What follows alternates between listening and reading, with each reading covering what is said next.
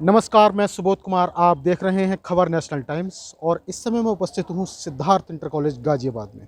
आप पीछे देखेंगे कि मेरे कैनोपी लगी हुई है और ख़ास तौर पर मैं बता दूं कि 25 दिसंबर मनुस्मृति दहन दिवस 25 दिसंबर 1927 को संविधान निर्माता बाबा साहब ने 20 चौराहे पर एक ऐसे विधान का दहन किया था जिसमें क्या महिलाओं को या फिर शोषित समाज के अधिकारों का हनन हो रहा था।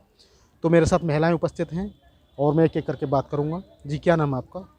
जी, मेरा नाम अजय बौद्ध। हुँ। सभी को मेरी तरफ से नमो बुद्धाय, जय भीम। सभी देशवासियों को 25 दिसंबर की मंगल कामनाएँ देती हूँ। जी, जी। जी, क्या करने वाले हैं आप 25 दिसंबर को? 25 दिसंबर को मैं उमेश बौद्ध हूँ हुँ, और सभी को 25 दिसंबर की बहुत-बहुत हार्दिक शुभकामनाएँ। हुँ। क्या होने वाला है 25 दिसंबर? 25 दिसंबर को बड़ी ग्रांड लेवल पे ग्रेटर नोएडा में हुँ, सेक्टर 15 में हुँ, बौद्ध महोत्सव मनाया जा रहा है। हुँ, वहाँ पे ज़्यादा से ज़्यादा भीड़ लेकर के ज़्यादा से ज़्यादा लोग पहुँचें। इसमें बस की भी व्यवस्था है। लोग अब बस से भी जाएंगे, अपने टू व्हीलर से भी जाएंगे या फोर व्हीलर जिसके पास, जैसे मेट्रो से भी जाएंगे। वहाँ सेक्टर 15-16 के बीच में मेट्रो है, वहाँ उसके द्वारा पहुँचें। वहाँ मंगल मैत्री भाईचारे की, सभी की भाईचारा देखने को मिलेगा। जी। अच्छी से अच्छी समय बहुत ग्रांड लेवल पर हो रहा है। जी, जी, जी। और मुझे बताइए ये जो प्रोग्राम नोएडा के अंदर रखा गया है, 25 दिसंबर को ही क्यों रखा गया? 25 दिसंबर को डॉक्टर बाबा साहब अम्बेडकर ने जो महिलाओं को आज़ादी दिलवाई थी, हुँ, 25 दिसंबर सन 1927 को, हुँ, जो बाबा साहब ने बौद्ध महोत्सव मनाया था और हुँ। महिलाओं को आज़ादी दिलाई थी, उसी के ऊपर हम वहाँ पे सारी महिलाएं इकट्ठी होंगे और बौद्ध महोत्सव मनाएंगे। जी, जी, जी।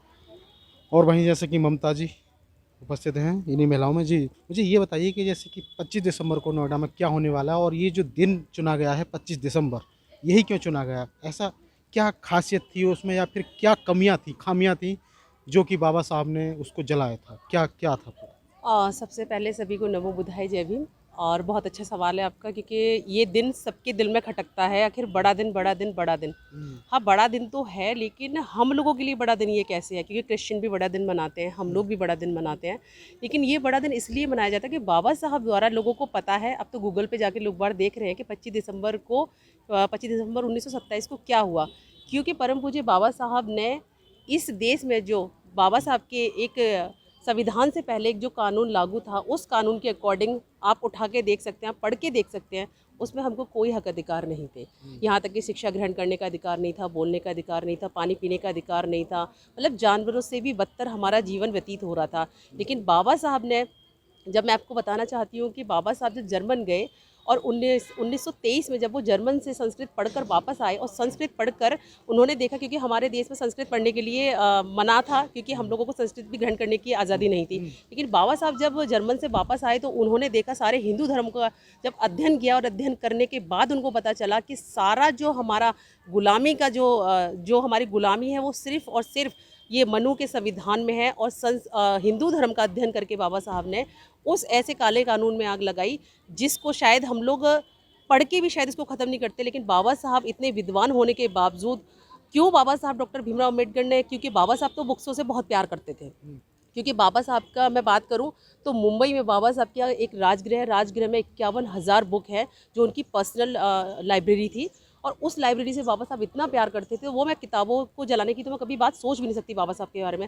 लेकिन बाबा साहब को ये पता था कि मेरे समाज के जितने भी लोग हैं, उनका जो सारी गुलामी का दस्तावेज है वो इसी किताब के अंदर है। उस किताब को जलाकर बाबा साहब ने हमको, हमारी गुलामी को, इस समाज की महिलाओं को, इस समाज के बच्चों को, यहाँ तक कि मैं बात करूँ सभी लोगों को, ख़ास तौर से आज़ादी का एक रास्ता दिया बाबा साहब ने। क्योंकि देश तो 1947 में ही आज़ाद हो चुका था, लेकिन यही आज़ादी का हमारा कारण है। इस पर्व को इसलिए हम लोग धूमधाम से मनाते हैं। जी, जी। मैं अभी आपने कहा था मुझे एक चीज़ बताइए कि जैसे कि महिलाओं को आज़ादी मिली थी लेकिन कि उसमें जैसे कि महिलाएँ जंजीरों मतलब महिलाओं को जंजीरों में जकड़ा हुआ था उस किताब के माध्यम से। हुँ। लेकिन जैसे अगर हिंदू शास्त्रों की बात करूँ या फिर अभी जैसे बात करूँ तो महिलाओं को तो अभी भी आज भी देवी का रूप मानते हैं।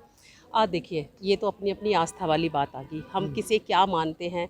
मानने वाले तो बाबा साहब को भगवान मान रहे होंगे, हुँ, हुँ, मानने वाले तो भगवान 33 करोड़ों को मतलब मान रहे हैं। मैं किसी की आस्था को ठेस नहीं पहुंचाऊंगी, हुँ, हुँ, ये अपने मन की बात है, हम किसको मान रहे हैं, क्या हुँ, मान रहे हैंगे। हुँ, लेकिन मानो।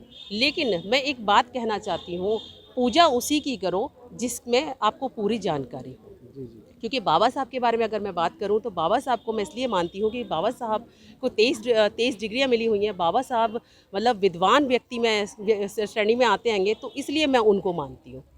जी जी।